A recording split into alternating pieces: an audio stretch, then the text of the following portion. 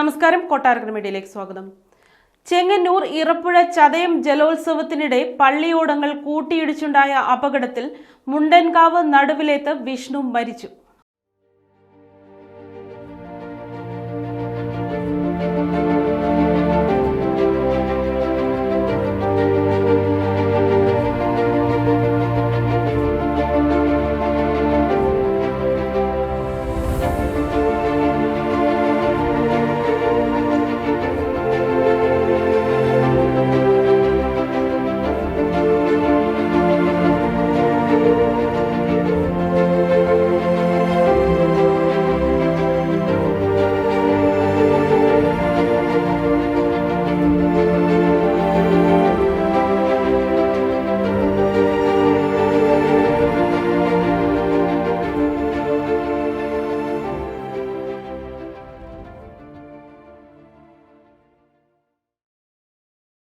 മൂതവഴി കോടിയാട്ടുകര പള്ളിയോടങ്ങൾ തമ്മിലാണ് കൂട്ടിയിടിച്ചത്.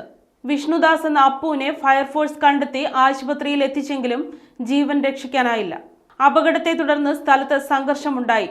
ഫൈനൽ മത്സരം ഉപേക്ഷിച്ചു.